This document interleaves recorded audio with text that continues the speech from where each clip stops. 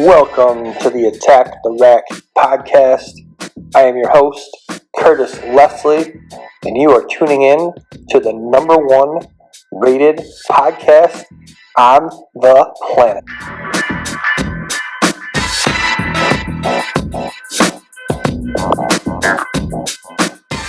We have an excellent show today. We're going to be interviewing basketball coach Jeff Carlson, and we're going to be talking about player development in regards to AAU, personal trainers, small group workouts. We're going to be talking about the positives and the negatives of both, how these affect the role of the high school coach. We're also going to be talking about the importance or lack thereof of multi-sport athletes. It's going to be a great show.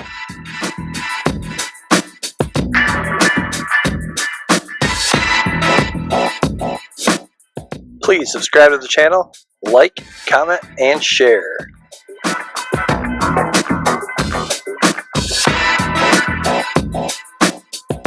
Before we dive into this today with Coach Carlson, I do need to shout out today's sponsor.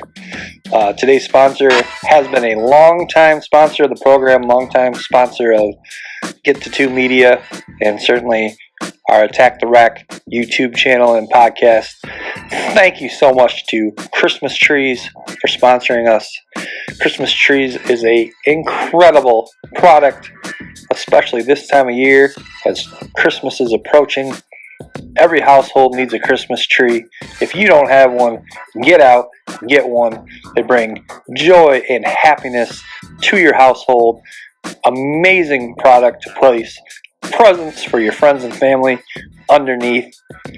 And if you do not have one yet, we here at the Attack the Rack podcast highly recommend one. All right, so we are here today with our very special guest, Jeff Carlson. He is a high school basketball coach in West Michigan at Zeeland East High School. Jeff is a longtime friend. He is a former co-worker and former roommate. We got a lot of history, Jeff, and I'm excited to talk to you today about player development in the game of basketball. What, in this day and age, how are players going about improving their games? What are some positives? What are some negatives of each aspect? Before we dive into this, Jeff, what is your history in the game of basketball? Where did you? I know you again, like my last guest, Ryan Klingler, also played at Holland High School, so we have that in common as well. Different eras, same coach. So you played at Holland High School. Yeah, and first, thanks for having me on the podcast, Kurt. Looking forward to this. Yeah, we go way back, don't we? Even spring break, family vacations. Exactly. Yeah, that's absolutely. Back when I was just a little brother. Yeah. So again, appreciate you having me on. Playing career coming through Holland High School. Played for Mark Worley there, who was kind of a legend in his time there.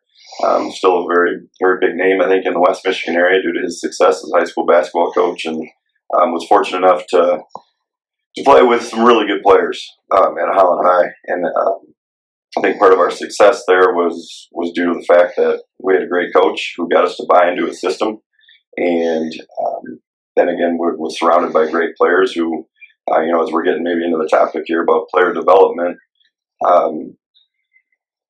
put time in together and became kind of a pretty tight-knit squad for the 3 years I was able to play varsity. And we had some success in those 3 years, but it was definitely built on that foundation that you brought up, playing plan before us, and Coach Worley just kind of paving the way for a great culture of basketball for a while there at Holland High School.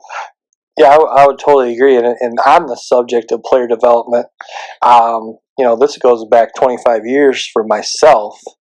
We were doing the back then it was 3 player workouts, all fall, all spring, all summer, and everyone, every player, unless you were obviously in a sport in that season, was fully committed, and I think that was something, like you mentioned, kind of like bringing the guys together.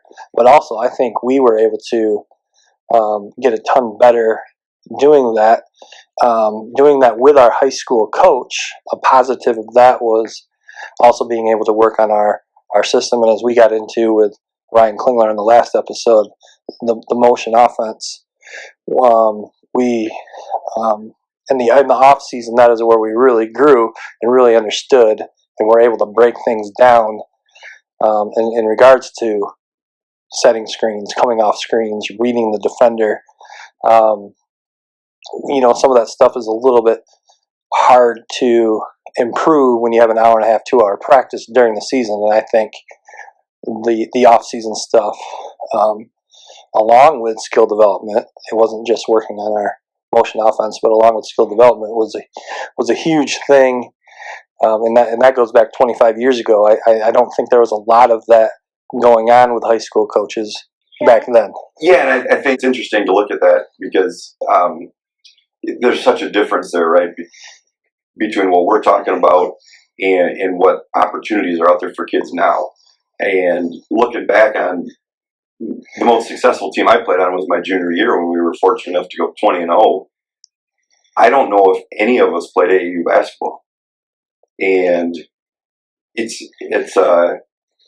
such a double-edged sword. I think with how do you develop as a player, how do you develop as a team in terms of high school team, because of what AAU can offer, as opposed to working out with your high school buddies in the gym in 3, and now we can do those 4-player workouts.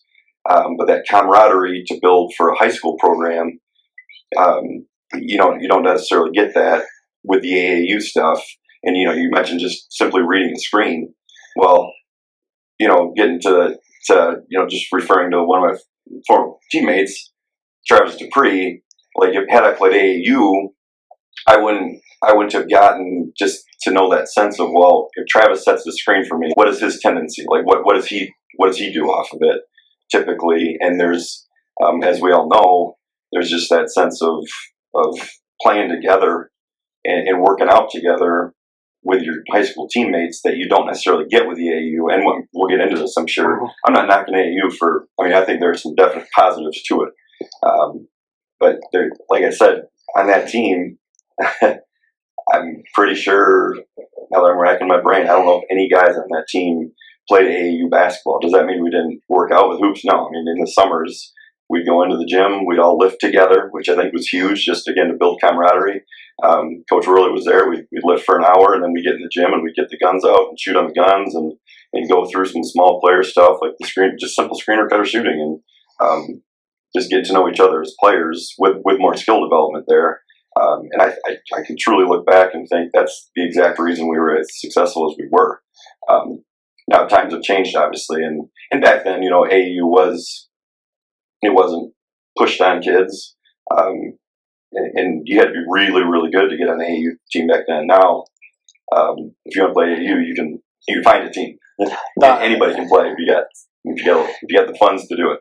No, exactly. I was just thinking the exact same thing back when we were in high school. The elite of the elite are the only ones that played AAU. There was no, and now I was far from a good high school basketball player, so I was not being sought after by any AAU clubs. But even the best players on my high school team didn't even. It wasn't even a thought. Well, a lot of us were 3-sport athletes too. We'll get into that too. We'll get into that too. Yes. And I've got my thoughts on that as well. But we necessarily didn't have the time to do AAU because we were 3-sport athletes. And like I said, I'm sure we'll get into that. But I lean on the fact maybe that's another reason we were so successful. We were all doing stuff all year round, and I see very little negative in that. Yeah, and you mentioned too, just getting together and playing. I don't think that the pickup basketball where guys just get together and play, whether it's when we were kids, we'd play 2-on-2, 3-on-3 in the driveway all the time. We would go to obviously there's multiple parks in our area that we would go to play 5-on-5. I don't think that that's an aspect of the high school basketball player's life these days. And I'll argue, I'll go back. That's not even a part of elementary kids' lives anymore. In the summer, kids don't go out to the elementary school down the street with their friends and just play and learn how to figure things out without an adult being around and pushing each other around, and that's just lost.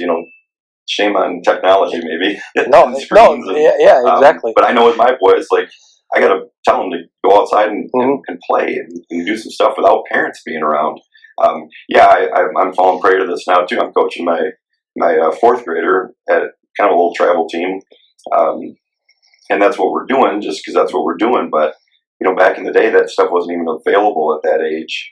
And looking back for us little kids in fifth, fourth grade to be able to go out to the playground and play, like, I think that's been lost, and that's disappointing to see. It is. It definitely is. And the mentality could be with as you get older, why do I need to spend time doing that when I can get that from just joining an AAU club? Because if you want to play AAU nowadays, you can find a club to play for. You don't even have to make your high school basketball team, and you can find an AAU club to play for. So it's almost like when push comes to shove, our kids saying, well, I don't need to call up Jimmy, Johnny, and Joey to go play 3-on-3 because I got my AAU team, and I'll get better playing. Which I think they will. And playing against better competition is great. Unfortunately, that's not always better competition. And I think the AAU gives some kids a false sense of where they're at because they're playing AAU basketball. That doesn't necessarily mean that they're at that high elite level. Going back to my days with coaching at Hope, I remember I ran into a family that the kid wasn't seeing a lot of playing time on his high school team, if any. And their thing was, well, he's on this AAU team, and I said that's great, but I was fully honest with him. I said, as a college basketball coach, I've never once gone to watch any teams in that AAU program play because they're not where the elite talent was, the college level talent was. And so, in a sense, sometimes I think AAU's given some kids a false sense of reality. What I love about the AAU circuit, though, is some of my players here who might have a little false sense of where they're at. They go to an AAU tournament and all of a sudden realize either I can play with these guys and gives them some confidence, and then which carries over to the regular season. Like, they're alphas, man. They're able to go play against an opponent and not be intimidated by them because they've played against this top tier of athlete. On the flip side, they get there and they think they're pretty sweet. Well, all of a sudden they realize they're a dime a dozen, and that they then hopefully take advantage of the individual workouts that we can do here in the gym together, with me coaching them and with their teammates, and they get challenged then as to, hey, if you really want to be that elite athlete, or if you're really hoping to go play college basketball, you're not there yet, or there are other kids that are right there with you. And so I think that's a huge positive about the AAU circuit, and I'll back AAU coaches. Like, I think they get a bad name, and there are the bad eggs out there that are out for me. I want to be the guy that has the 5 Division I athletes. I want to be their kind of gatekeeper and control college coaches talking to them. But I do see a lot of them out there that they do care about kids and want to give kids an opportunity to play high level basketball. And so for those guys doing that are catching a bad name, like, a shout out to you. Like, you guys are doing it for the right reasons, and I think there is a lot of good about kids playing against higher level competition, because some kids do. They need to be pushed. I think there's the challenges for kids to try to find that balance then, as to, go play AU for sure, because you're going to play against better players, and that can't hurt you one bit. But also to find that balance of getting back in the gym with your high school coach or whoever that might be, to really get pushed. Because I do hear as well, I'm in, I go to the gym, and I was there for 3 hours the other day. Well, which is great. I believe you were there for 3 hours, but what did you do in those 3 hours there? And with just naturally, you're there by yourself, unless you're Kobe Bryant or Steph Curry. Like, those dudes just have a different mindset that can push themselves to the brink of exhaustion without anybody pushing them. And even those guys got someone in there getting after them. I just question, what type of workout are you getting in by yourself in a gym, as opposed to getting in there with some buddies and with your high school coach or a personal trainer that is good, to really get in that good quality workout. Yeah, no, for sure. I think that I'm right there with you. I think AAU can be a great thing. It can be obviously you're playing basketball. You're not going to get worse playing. Right. Oh, for sure. Right. But you do need to find that balance because of also then working on your individual skills as well, because you go to an AAU tournament in the weekend, you play 5 games. 5 games, takes up your whole weekend. You might get 8 shots a game. 5 games, you get 40 shots up, maybe, in a weekend, in an entire weekend, where you can go to the gym for 2 hours and you can get 500 shots up. Yeah, I was in the gym just the other day with my son, and he got up. I think he got up like 250 shots in a half hour. Yeah, and you can't do that at AAU practices and at AAU tournaments. And the other thing, again, no knock against AAU, but a kid comes back to me and tells me, I had 25 and 10 the other night in my AAU game. Okay, that's great. And then they send me the film or whatever, and I watch it. And and I don't think this needs to be a focus of AAU. And I don't think it is, but like what AAU or how many, if you can truly tell me that you're coaching great help side defense and all that stuff in AAU, you're not seeing the same level of defense, especially when you get back to the high school game. If you're putting up 25 points, like the whole defense, if there's a scouting report out for you, like the whole defense is going to be focused on you. It's not going to be as easy to score points, exactly, maybe in a high school game than it would be in an AAU game, just because that's just the nature of the beast. And I don't think that's not the focus of AAU coaches necessarily. I don't think it needs to be. But I don't think AAU teams are spending, as much time focused on defense and scouting reports that happens in the high school season and at the college level. So there may be a little false sense of reality, some smoke and mirrors there, as your stats in an AAU compared to what you're going to be able to produce on the court in a high school game or then at the college level. Yeah. So before we get too far into this, I did want to go back and you did mention you were a college coach. After high school, you did play college basketball at Hope College, and then you got into where did you, from that point to where you are now coaching this varsity basketball? How did you get here? Yeah, playing at Hope. Again, fortunate enough to play on some really good teams because we got some studs that I got to play with, and so played there for 4 years, and then my first year, I did the victory lap at college, so I stayed a 5th year. Same. Yep. What a blessing. What a blessing. And that might have been the year I lived with you. I can't quite remember. No, you were still in school. I was just graduating. Yep. Okay. Yeah.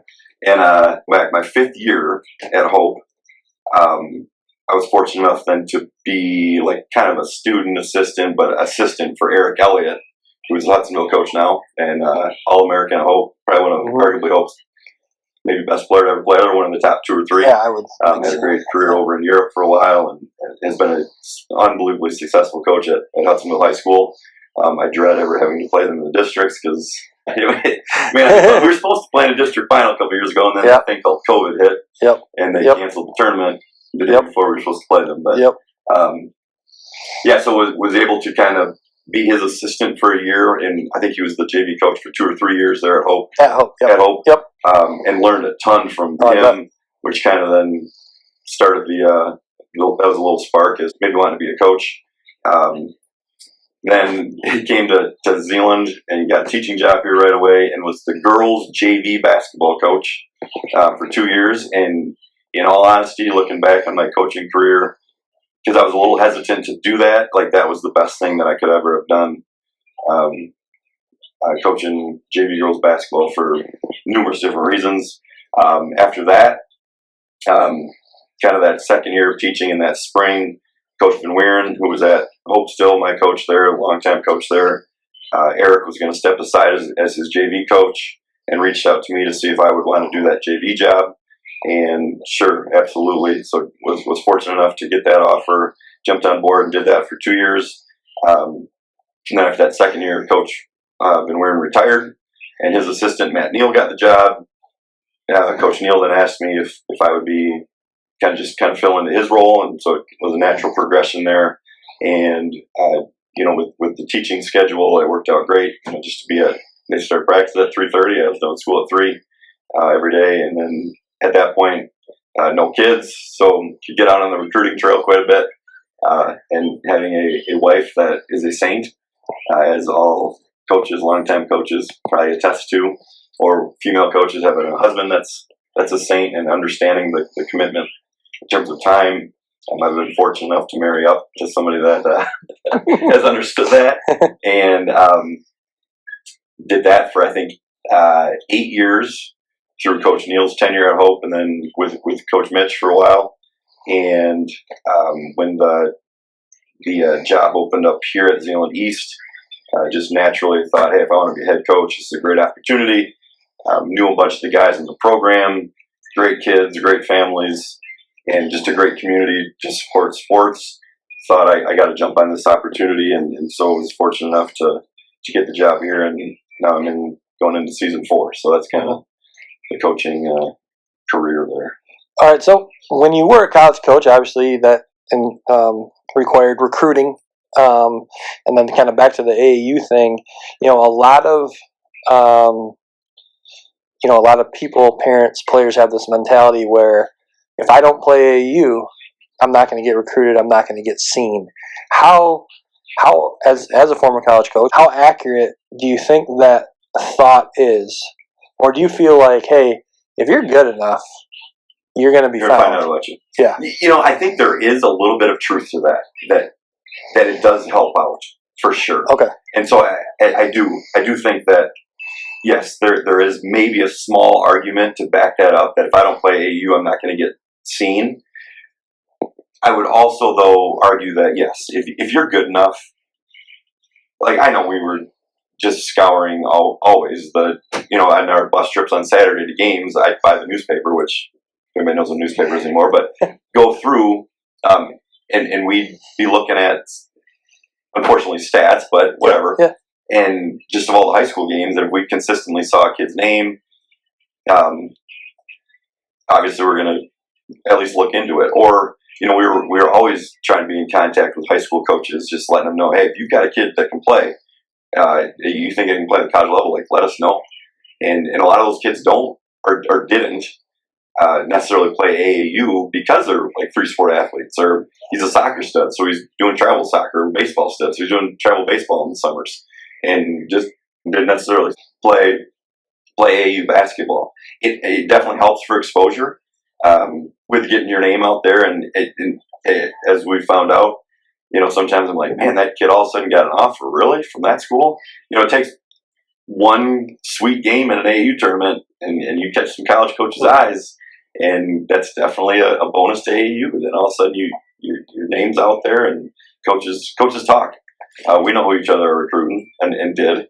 And once one coach starts recruiting you, everyone wants to keep up with the Joneses a bit, and almost sometimes start to recruit against their rivals because they don't want that kid going to their schools. There is some truth to that. I think that it does help, obviously, to be on the AAU circuit to get exposure, but I don't think that's the end all. Yeah, and when we talk about you're good enough, you'll be seen, that probably speaks more to the D1 player, the D2 player, but I could totally see a D3 caliber player might be a great way for him to get that exposure.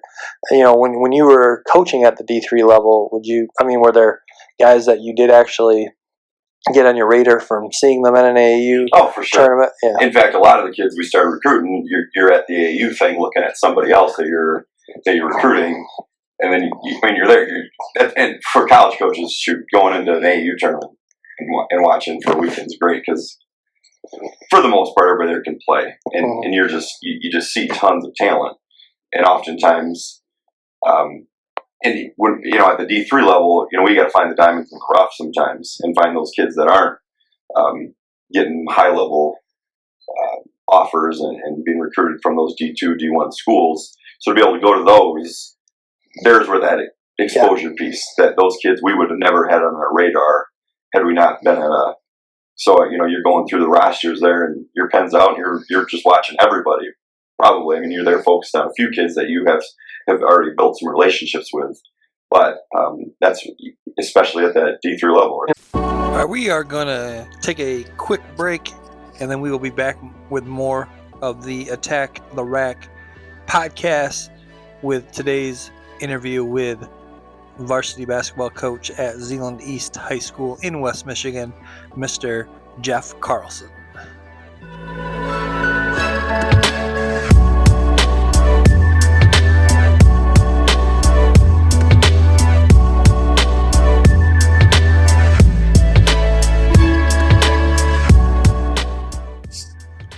And we are back here at the Attack the Rack podcast. We got Jeff Carlson here today.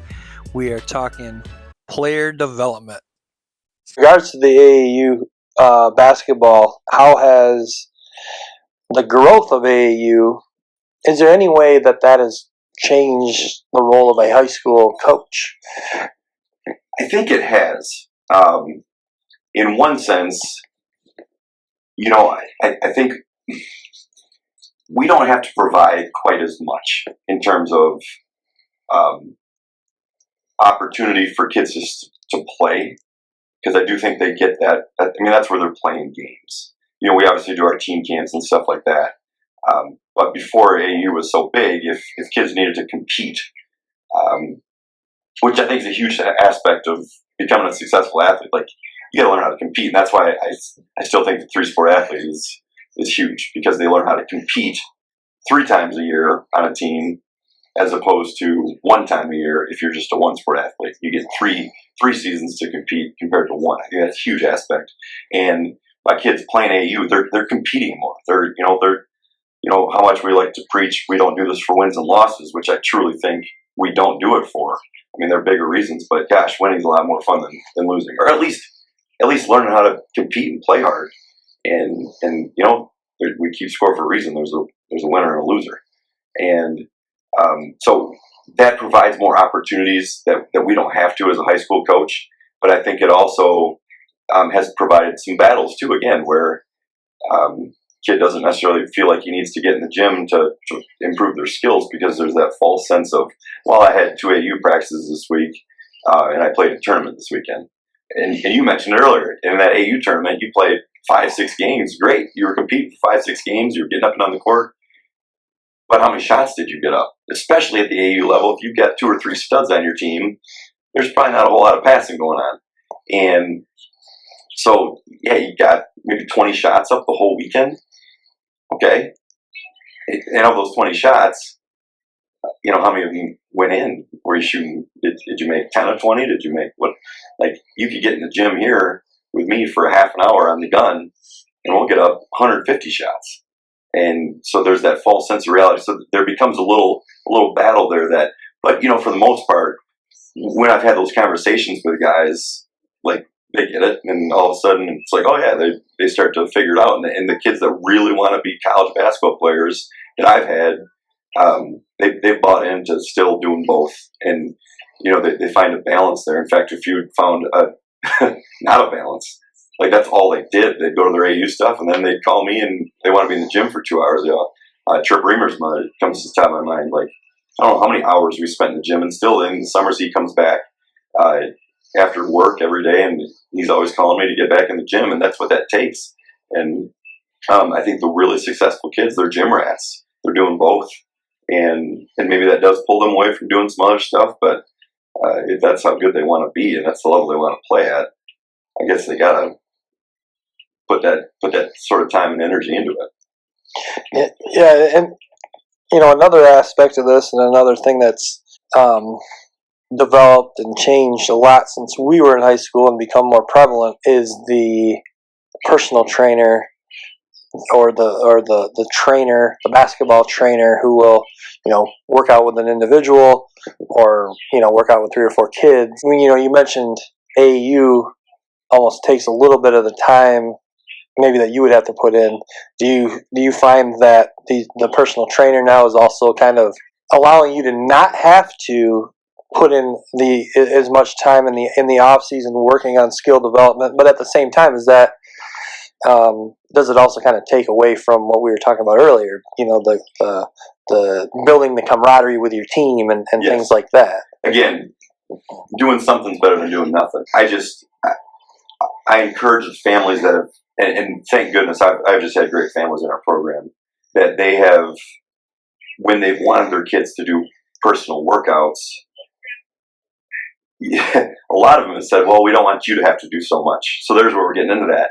And my response is, like, us coaches, we do this because we love being in the gym. Right. And I've got kids that want to, like my own kids want to be in the gym. So if your kid wants to work out and do personal workouts, like, I'll save you a lot of money. That's the thing. I'll get in the gym with it. Like, that's part of my gig. That's why we do this. Like, don't feel bad about asking your high school coach to get in the gym. They might say no sometimes because they can't. They've got families and stuff. They need that balance. But, like, when they have reached out and asked about it, at least my families have reached out and said, hey, what do you know about this person? And there have been a few times, I'll be honest with you, I'm like, careful. Like, not worth the money. It's not worth the money. And other times I've said, yeah, that guy or girl knows, they know what they're doing. Mm-hmm. Like, they're going to get a good workout and they're going to become better basketball players. Having said that, you're not working out with your teammates, and just the camaraderie of getting to know each other, joking around together during workouts, putting in the sweat with other guys. That's just, there's no replacement for that. To having gone through something difficult or working out together, that it does. I don't think you can argue that doesn't help out your team when it comes time to toss it up in the winter. And so there's where I struggle with that personal workout stuff, or personal trainers. I do think, though, there's some out there that are dynamite, that are really good with that stuff. And again, some of those personal trainers, they're bringing in some top-notch talent. So for a kid to go there and have to work out with other kids that are better than they are, wow, like that's big, and can really push kids to see a whole other level of individual skill. So I think if kids are doing it with the right people, I think it can be really, really beneficial. Yeah, for sure. On a negative aspect, though, too, I think that what you had mentioned about earlier with just because you play AAU, suddenly you think that you're the some type of player that you very well may not be. And I think that same can be said where, well, I work out with a personal trainer, so yes, I hear those comments all the time, like, well, I put in all the time and work, and you gave yourself a better chance to be better. But that doesn't necessarily mean that you're better than other kids. Exactly. And that is what it is. Yes. Again, putting that time in, it's not going to guarantee you anything. It might be good enough just to get you onto a team. Mm-hmm. There's no entitlement. Yeah. And I don't think not all people understand that. Right. I think from my personal experience in high school, and again, I didn't have the personal trainer, I didn't have the AAU. I had, Coach Worley and the opportunities that we were given just for playing Holland High School basketball. I think I needed to do those things just to be able to continue to have a spot on the team. I certainly put in way more time than some of the other players on the team, and those players, even though they put in less time, guess what? They're still significantly better than me. Yeah, and so it didn't translate into, just because I put in this time. Yes, did I get better? Of course I got better. Was it worth it? Of course it was worth it. But that doesn't just mean just because you did it, all of a sudden you're a starter. I think the only time that coaches are going to get into issues with that is if they're not open and honest with their players all the time. Yep. And with parents. When I put out my stuff in the spring, for the spring stuff and for the summer stuff, and I try to be as transparent as possible by saying, here's the opportunities that are out here that I'm going to offer. And if you want to get better, you got to do these things.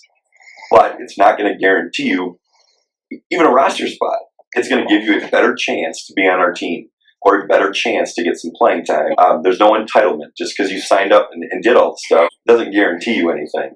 And I think if you're upfront with people about that, I think they understand that, and that negates then hopefully future issues, because you can always say, hey, we had this conversation, that this isn't guaranteeing anything, and hopefully that gets rid of some of the entitlement.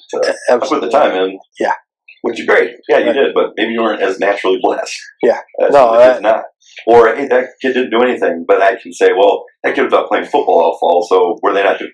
They weren't doing anything with basketball, but they were learning how to get physical. Yeah. They were learning how to take a hit. They were learning how to, again, just compete all the time. And I think there's something to be said about that as well. And you, throughout our conversation here, you've now mentioned the multi-sport athlete a handful of times. What do you feel? I'm assuming based on what you've said so far, you're all four multi-sport athletes. What are some of the positives that you see in an athlete, not just focusing on just basketball? We all know that, how many of my kids are going to play in the NBA? Zero. Probably zero. If one comes through, great, but I don't see that happen. 99% of kids playing high school sports they're not going to make a dime in their life playing a sport. And the things that, every study shows that kids that are playing sports or just doing extracurriculars just are more successful in life. That you learn how to work with teams. You learn how to work with teammates. You learn how to compete.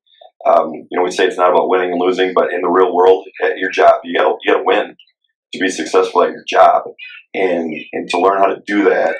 I don't see a better avenue. I'm obviously biased because I'm an athlete. I'm a jock. I'm a coach, and to teach those life lessons. And for me personally, here at Zeeland East, for kids to be around the other coaches, we have so many just great people that are going to make our kids better young people, that it's a no-brainer to me for parents to push their kids to be three-sport athletes, just because of the adults, the mentors that they're going to be around. And I guess even at places where they're bad, like I've had bad coaches, and I learned as much about what not to do as a coach, that being able to play 3 or 4 sports, I look back and think, gosh, the things that I feel like I'm now decent at as an adult and as a coach and as a teacher and as a husband and as a dad, uncle, whatever, if I self-reflect where I learned those things, it was probably from playing sports. Not probably, it was from playing sports. And so for kids to have more opportunity to do that, I don't know why they don't choose to do that. There's that false sense of, if I want to compete at something, I got to do only one sport. And I just really struggle to do that. And if they do want to be a successful athlete at a really high level, look at the last NFL draft. Look at the first rounders and how many of those guys were one sport athletes. I don't know if there were any when I looked it up. There were at least 2, if not 3 or 4 sport athletes in high school. Aaron Judge, maybe not arguably, the best baseball player in Major League Baseball. Right. In high school, he was a 3-sport athlete. Derek Jeter, same thing down at Kalamazoo. 2 or 3 sport athlete in high school. Like, it's all out there that I could talk about this for 2 hours about the benefits of playing multiple sports. And as we see participation in high school sports go down because kids are specializing or feel the need to do that, it's really disappointing when I see that. And at small schools, like, we need kids participating in more than one sport just to field teams. At big schools, unfortunately, it's hard to make a team because there are 60 kids trying out for a varsity basketball team. And if you don't, unfortunately, put in some extra time for that sport, that doesn't mean that you still can't do the multiple sports. It's harder to make the team. That is what it is. It's the nature of the beast. But I also think, for one of my kids, one of my big guys, to be out playing football and learn how to footwork and stuff like that, I don't know, the offensive line, like, that could be more beneficial to him as a basketball player than being in the gym with me in the fall working out. Like, they've got the basketball skills half the time. They need the intangible stuff, or the stuff that we can't coach in the gym, that they can pick up on from running around the tennis court, just learning how to move athletically, or learning angles and positions.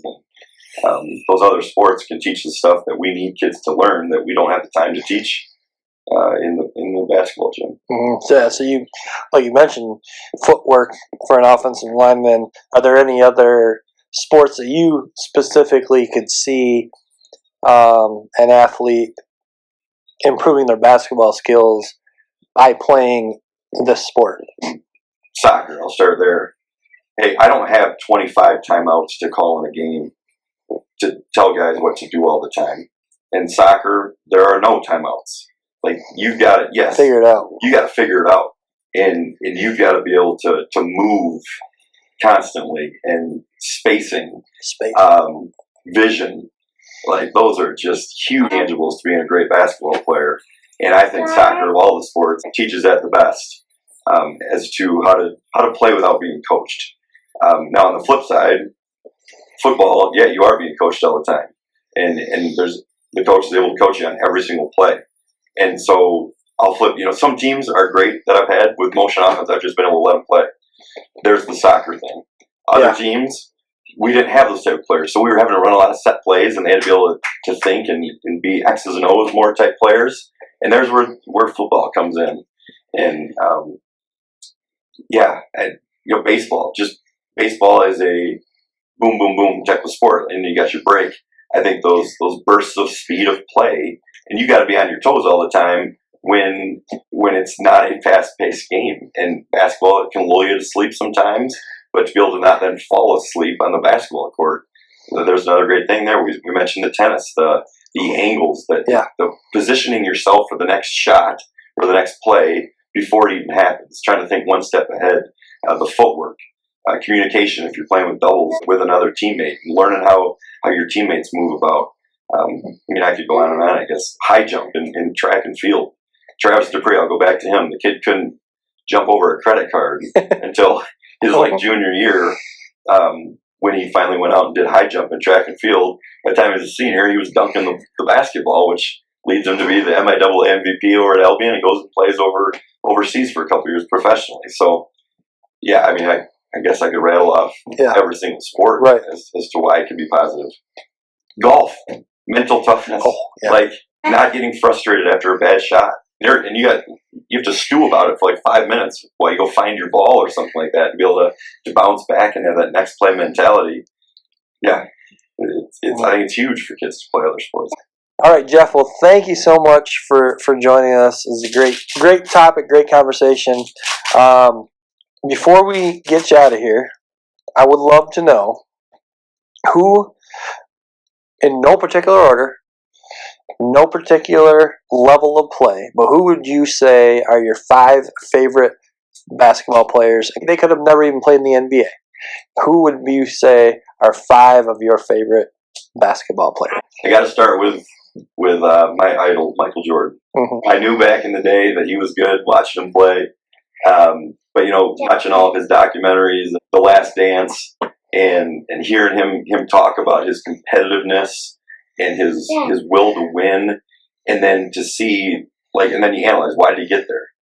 He worked his butt off, and it brought all the players around him, like they had a choice. Do they want to do this or not? And he didn't care, what they were going to do. And if they weren't going hard, he was going to beat the crap out of them. But, so in those aspects, yeah, Michael Jordan. And, his biggest thing, too, was he was going to be an MVP every other year. But to win championships, he finally, and I'll give Phil Jackson some credit for this, but he finally realized he had to trust his teammates and almost invite them to be his teammates to win championships, so that teams couldn't just focus on him and beat him up. And I think that was a huge sign of maturity by him, and I think all top-level athletes should realize that. You go back through Hall of Fame quarterbacks, everybody talks about, was Matthew Stafford. Why wasn't he very good with the Lions? Well, he was dynamite, but it took a few other guys around him to win a Super Bowl. My man John Elway, he couldn't win a Super Bowl until he had a great running back with him, a couple great receivers, and you need to have other studs around you. Kobe Bryant, I always hated Kobe Bryant until recently. Okay. Now that I've started to read about him and his work ethic, and the Redeem team thing that just came out, two aspects of that. There's that clip with him walking out of the hotel at like 4:30 in the morning to go work out when everybody else was coming in from partying from the night before, and to see and to read a few things about one of his personal trainers that he called to meet him at the gym at like 4 a.m., which the guy thought 4 a.m. that's crazy. He shows up and Kobe's already drenched in sweat at 4 a.m. So, and then he talks about how simple his workouts were. Just doing. He goes, I was the best at the fundamental stuff because I drilled it and drilled it and drilled it, and that's why he was so successful. Probably next, I look back on a guy like Bill Russell, just selfless, and says, he said when I would go home after a game to analyze if I had a good game, it's, did I make my teammates better? Like, how did I provide for the team? And obviously a very successful guy with 10 or 11 NBA championships. And the next would be Steve Kerr, again, watching the documentaries with the Bulls and his ability to be maybe kind of a smaller guy, but knew his role, worked extremely hard at it, and wasn't afraid to step up to Michael. They got in that fight that they talk about to garner respect in that sense, and was able to win numerous championships with numerous different teams, and now has carried it over into his coaching. And yeah, he's had a lot of talent with his coaching, but so did Phil Jackson. I still go to the argument, talent definitely helps out 100%, but a really good chef, this is a Coach Worley, a really good chef has all the best ingredients, but that chef has to be able to put those ingredients together and make them work well together, and it should at the NBA level to manage egos and stuff like that. I attest to the fact that Steph Curry, who I think is the best player in the world right now, isn't selfish. It's because of Steve Kerr's tutelage with him. And so Steve Kerr's up there, and hey, I mentioned Travis DePree a few times. There's my man. He's on that list. He never played in the NBA. He did play professionally over in Luxembourg for a year or two. But growing up with Travis being one of my best friends, and still is a really good friend today, on my freshman year on the JV basketball team, I think he was like the last kid off the bench. And by the time he was a senior, because of his hard work and his ability to find a way to win, like he wasn't a loser. Like every drill and practice, his team always won. And he was never the most athletic kid. He was never the most skilled kid, but he did what was needed from him. Improved on his game, great work ethic. By the time he's a senior, he's a starter on an undefeated basketball team, goes to LB in college, becomes MIAA MVP, leads his team to an Elite Eight. And I played against him in college, and that sucked. I hated it because I knew we were going to have to play an outstanding game to beat him at one of the games at the Civic Center. I remember playing against them, and it was coming down to the wire, and freaking Travis makes one of those just really heady plays. Our point guard, Greg Emick, I think, was dribbling down the court late in the game. We were up a bucket or two. Another bucket would seal the win. Sure enough, Travis chases him down, tips it out of bounds. He goes the other way. They come down, and they end up beating us. I've never even coached or been around an athlete that I just felt had every single intangible and to put his team in the best position to win than I've been with Travis. Perfect. I like it. Now, Jeff, I know that you're a big movie buff.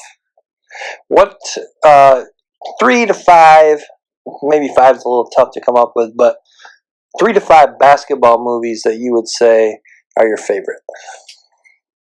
Hoosiers has got to be number one. Again, so the game has changed so much, but I still look at the teams that are most successful now. Like there is that old school.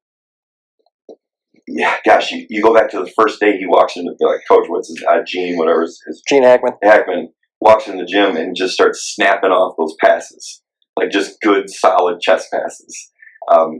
I think Villanova basketball has been so successful because Jay Wright pounded in, getting to 2 feet, he's a moving the basketball. Just those simple teamwork, fundamental things those are just things that all successful teams still have to do today. Yes, every once in a while there's a national championship team or an NBA championship team that gets by on pure athleticism and flying all over the place. But a consistent winner still today, I think, goes back to all those good fundamentals, and that's Hoosiers. And watching that movie, that tops the list easily. I really like Coach Carter, just for his ability to come in with a group of kids that are from the inner city and to get them to buy into the right kind of basketball. My favorite scene from that movie, though, is after they have a game or whatever, where they're all hooting and hollering about individual stuff, and he comes into practice and runs like a pick and roll and goes up and scores, and he starts celebrating. Yeah, that was my basket. That was my bucket. Obviously, doing it very sarcastically about teaching teamwork, and it's not all about you. I think that's a great flick too. Those are kind of the two basketball movies that would top my list at least. Sure. Yeah. And then bonus question, again, in relation to two things that I know you're very fond of. Again, movies, but also the holiday season. You got 3 to 5 favorite Christmas movies for us? Yep. Those are easy for me. In fact, we watched one of them this morning at home, eating breakfast. Okay. With my kiddos. Number one, not even close to any other movies, is Christmas Vacation. I knew you were going to say that. Number one. Number two, I would say, is I will say I really enjoyed The Grinch. My kids love them. Number three, again, would be Christmas Vacation. I got to put that back on the list. And then Elf. Okay. Will Ferrell, you can't beat Will Ferrell. And then if I'm going for a fifth, I go back to Christmas Vacation. No, it's Christmas Vacation tops the list. All right. Well, hey, Coach Carlson, Zeeland East High School here in West Michigan. Good luck this season. Thank you so much for joining the program here today, and good luck this season. How do you? What are your thoughts here? You're maybe a week and a half away from the start of tryouts? Yeah, a little less than a week and a half. Yep, okay. 21st. And how are you envisioning this season going here? Yeah, I'm excited about our group of guys that we've got coming back this year. They have asked to be coached harder, and I'm ready to coach them harder. And pumped about their energy. We've got some great senior leaders that we're looking to get a lot. I don't know, just be a lot more competitive. Our league is tough, and that's great. We're never going to use that as a crutch to why we can't win some basketball games. But we've got a great group of guys coming back, and I've got a great coaching staff with me that we're really excited to get things going. So, and you mentioned the league you play in. It's the OK Green here in West Michigan. Is there a preseason favorite for that league this year? Or? Yeah, I think Muskegon jumps out at you. I think Coach Guy's group up there, they might have the top 2 teams in the league in his top 10. They've got some dynamite players, and it's fun playing against those guys because, again, our guys get to see that next level of competition, and they've kind of been the litmus test as to who can compete in the league for a long time. And we've fortunately had some success against them with that group I had a couple of years ago. But he's got a group coming back that's just dynamite, some really, really good players. And so I think they're at the top of the list there. Our guys across the path, Zeeland West, they've got some players, man. They're going to be really good as well, and I'm excited for them. And Coach Klein and his coaching staff over there, they're a great group of guys. And I could go on the list. Puffer's got 2 kids that are definitely high-level college basketball players that will challenge us. But I think we'll be able to compete really well this year. I know it's kind of cliche to say, but I truly feel like hopefully we're not a night off for people. That everybody's got to put their time in to prepare for Zeeland East, because what we'll be able to bring to the court. All right. Well, hey, good luck. Good luck this season. I personally am looking very forward to watching your team play a couple times this season. And best of luck to you. Thank you again so much for joining us. Yeah, thank you. This was a lot of fun. Hopefully this thing keeps taking off and get some other people on here that can maybe shine a little more wisdom on the game than I could. But, this is sweet. Thanks. Appreciate it. Yeah, for sure. Thank you. Please subscribe to the channel, like, comment, and share.